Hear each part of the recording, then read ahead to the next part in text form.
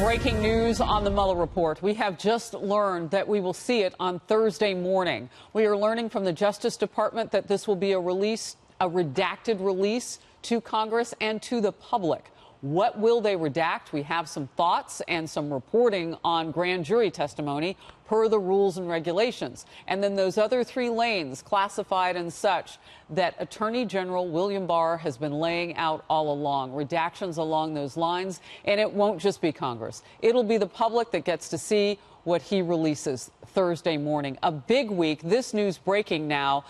Let's talk about this on Outnumbered. Thank you for watching, everybody.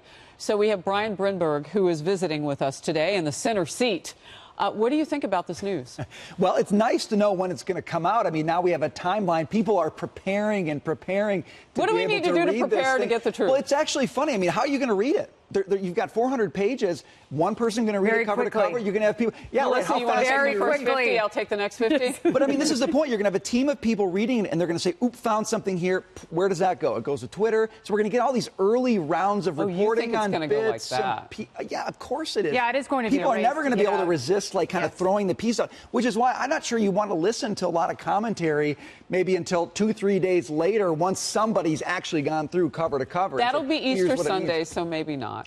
There's better things to do Easter Sunday. There are better things to celebrate Talk Easter about, Sunday. dinner conversation, right? Oh, no. My question for you, Capri Cafaro, not that you're the only Democrat we know, but you're the only one on the couch today. And you can't speak for everybody, but you've been saying all along, let's just get the truth out there and let the chips fall where they may. If this does not further show, the Mueller report redacted, that there should be any more indictments or anything else coming legally against the president, his campaign team, or anybody else, is this the point, like Frozen style, Democrats let it go? It's not going to happen. I mean, I wish it would, because I think we have so many issues that we need to address, whether they are, issues of health care, immigration. There are real issues that Congress needs to take up. That's not to say that they do not have, a constitutional authority and duty for oversight.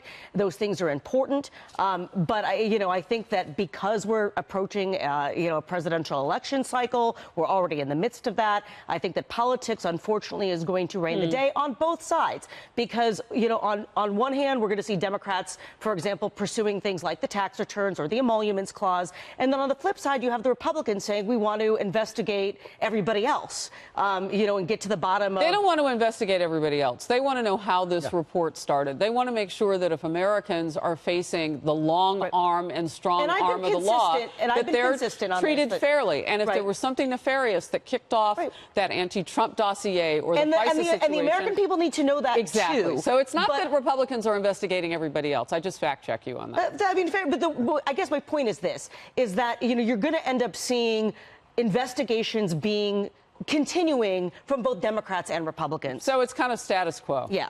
Kennedy? I think Brian's actually right. I think it's going to be a race for everyone to get their hot take out.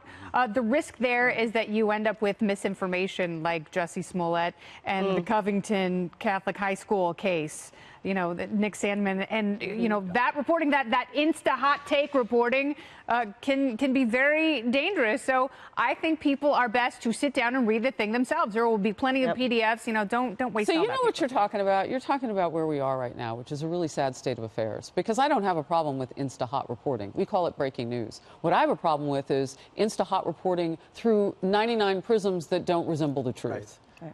Absolutely. And what about, why wasn't this in Barr's initial report? Look at this here. Where was that? And why was Barr not Adam including Schiff show us the evidence that nobody else on the planet has ever seen of collusion yet? That we know of. I mean, maybe it's in the report and William Barr missed it. I don't know. But all along, he said that there is evidence of collusion. Yeah, I'm willing to bet it solves absolutely nothing. If Judge Anna Napolitano is right that 25% of the 400 pages or anything close to that is redacted, then everybody will be sure that what they need to see is underneath the black. That's exactly the problem. And that's exactly the problem.